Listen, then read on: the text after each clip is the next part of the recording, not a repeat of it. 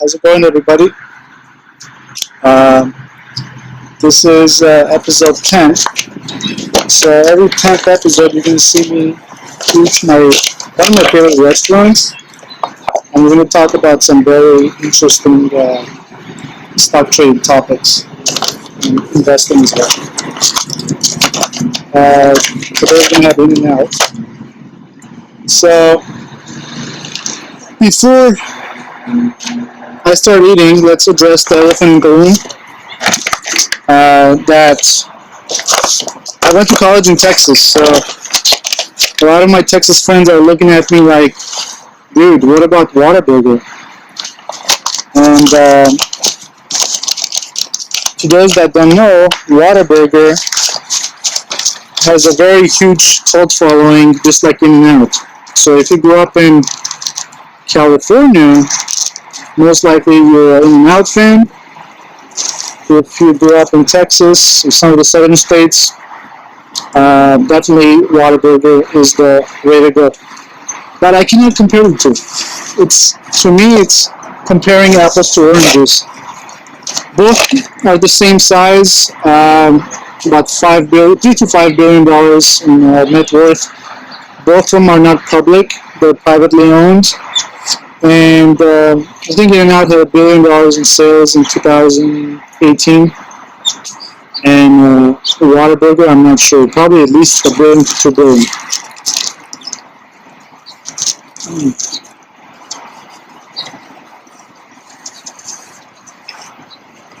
However,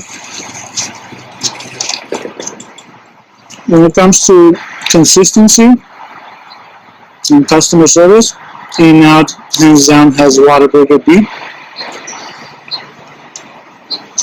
I remember I was in El Paso. I asked for ranch dressing. The worker had a cowboy hat on. He just put ranch dressing with a little spoon, put it in a container, just throw it on. So WHATABURGER could be a hit or a miss, but they're open 24/7, which is very attractive.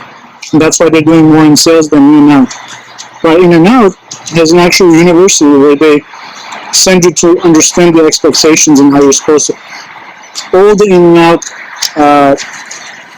workers are super nice, friendly. It's outstanding customer service and consistent quality everywhere you go.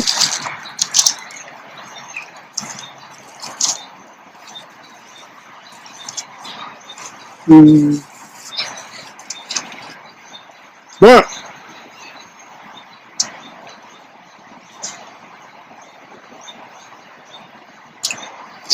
despite the title saying In-N-Out versus WHATABURGER, we're going to talk about very important stock trading topics. And if you're just tuning into this channel, you should understand that my channel is going to change your life if you follow the directions exactly as I tell you, and you take my course. Because there's a lot of information to cover. And if you're losing money in the markets, you have to watch all my videos. There's wealth of information I'm going to give out in a lot of the videos. So, and I'll try to keep it as short as possible, so I don't bore you to death. But understand that most of the day traders lose money, and while you think it's 90%, it's more like 99%. And let me tell you why. It's because you've heard of the word smart money, right? When they refer smart money on CNBC. Smart money are the institutions that are supposed to generate consistent profits. So if you're making money on a consistent basis as a retail day trader, who's losing that money? So you gotta understand that it's really hard to be in that 1% to generate consistent profits year over year. If you hit a few home runs and then the next year you take a loss, and if you smooth out the last 3 years, what's going to be your average? So at the end of the day, you're trying to make consistent income, and it's not easy. So on one side, you have investing. Investing You can blindfold monkeys and tell them to pick random companies from Dow Jones, and they'll be successful because Dow Jones has stringent requirements for a company to be listed in New York Stock Exchange or NASDAQ. But so you can pick companies like Chevron, Bank of America, and AT&T, the ones that are in Dow Jones, and hold them at least a couple of years. You make money, 10 to 20% a year. But if you're trying to break that range, you're trying to do more short-term trading. They call it swing trading, where you hold it a couple of days, couple of weeks, couple of months, and you're trying to play the pivot points of oversold and overbought conditions. And that's what I started off as a day trader, where you close out most of your positions at the end of the day. As your portfolio grows, you have no choice but to take more overnight risk and have a portfolio that's more long-term to maintain that consistency of profit. Watch this.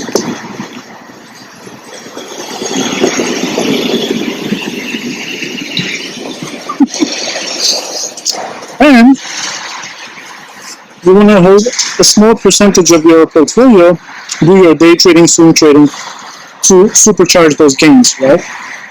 So if you're losing money in the markets, the rational, logical thing to do is to come back to more investment side, right? You come to the investment side so that you can preserve your capital and see more consistency in your yields, although it's going to be greatly reduced because you're holding through the ups and the downs. Whereas as a short-term trader, you're short selling and you're going long in the pivot points, benefiting from when the stock goes up and down. That's what's trading.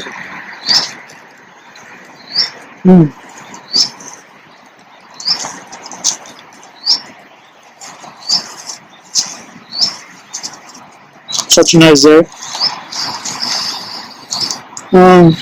It's a Sunday. Right now, as I'm taping this, Bitcoin just hit 10,000 again. It's about to have a breakout. So I'm not recommending you to buy it, but I'm going to be buying it. And I'm in the process of transferring another 10,000 into Bitcoin and Cardano, which is another cryptocurrency that I own. More and more people are realizing that are switching from equities to cryptocurrency because cryptocurrency is not going down. A lot of the currencies, they have a fixed supply. And I mean, if it goes down, it can only go down so much.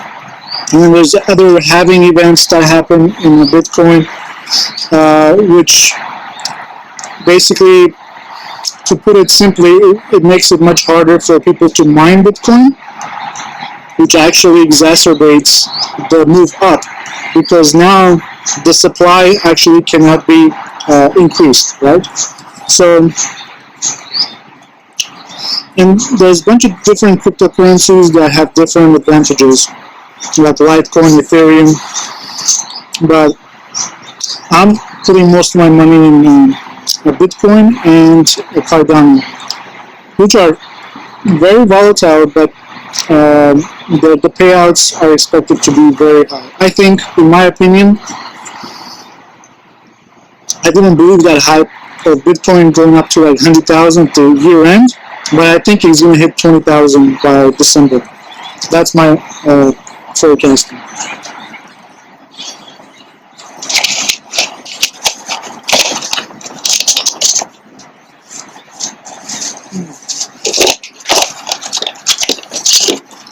By the way, the spread out of this world. Make sure you tell them to make your fries animal style.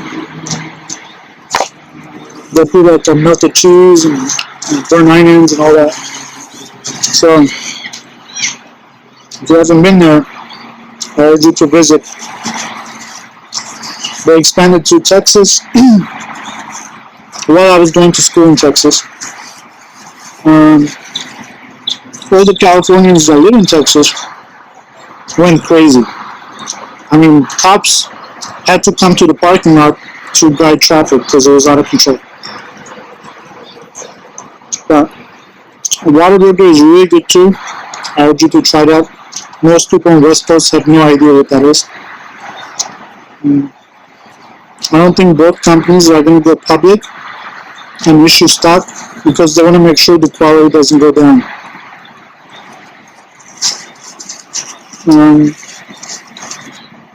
Although some companies, despite going public, are doing a fantastic job at maintaining their quality, such as Shake Shack. Shake Shack, Chipotle is another one.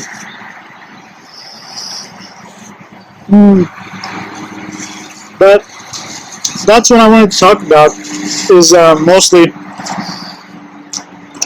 if you're frustrated and you lose money in the markets, the best thing to do is to take less risk and focus on consistency of profits rather than the amount of profits. There's a very thin line between speculation and capital preservation.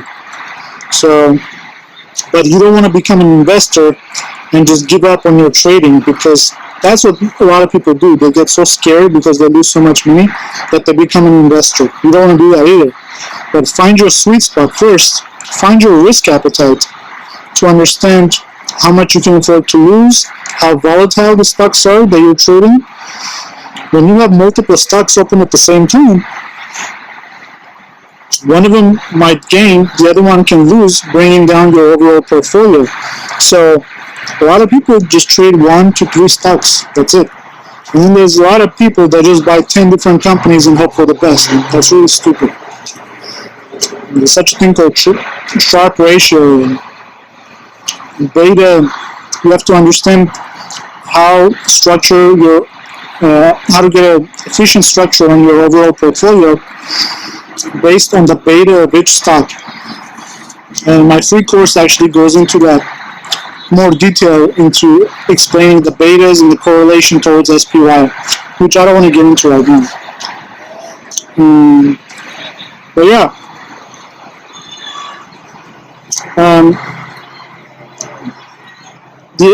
Every episode is going to be about different companies, but every round episode, like 10, 20, 30, you're going to see me eating food and talk about different topics. So don't give up. If you're trading and you're losing money, don't give up. But also make sure that you're not making the same mistakes over and over. For about 5-6 years, in my early 20s, I was repeating the same mistakes over and over, but I was so stubborn that I was in denial. So I really had to get older and mature to understand and backtest what I was doing wrong. And a lot of it comes from your own ability to control your emotions, fear and greed. At this point in my life, I'm like an emotionless robot. I know that if this happens, I'm supposed to do this. If this happens, I'm supposed to do this. I have no emotions. If I make $1,000, I won't even crack a smile. I don't even care. But before, for a $500 game, I was ecstatic. So money at this point, really, you're looking at numbers. You're not thinking of it as money. Because if you think of it as money, then your emotions come into play. As soon as your emotions came into play, that means you made a mistake. Because you're taking more risk than you can afford.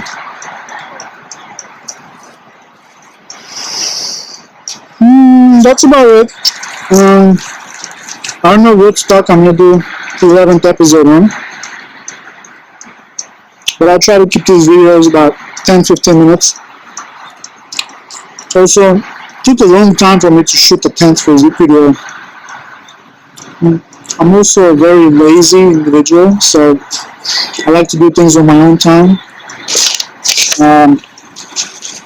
But I know a lot of people can benefit from all the stuff I've learned over the years. So whenever I have time or I feel like it, I come and make these videos.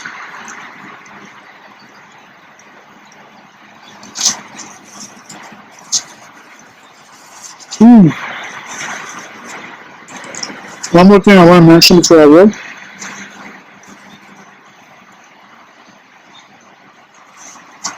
A lot of brokers are doing a very good job now. Their customer service is terrible. Like TD Ameritrade is my favorite broker. And lately, they've been so bad at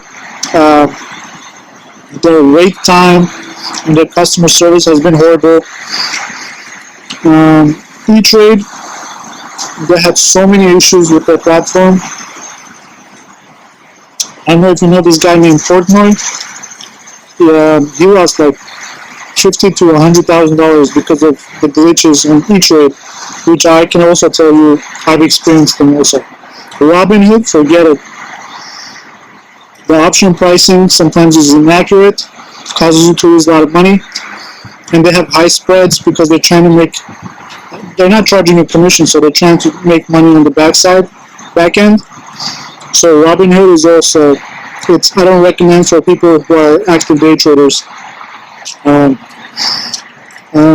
favorite is Lightspeed Trading and TD Ameritrade. That's about it.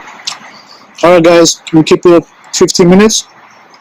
Keep trading, subscribe, and write comments, do whatever you gotta do. But let's keep it going.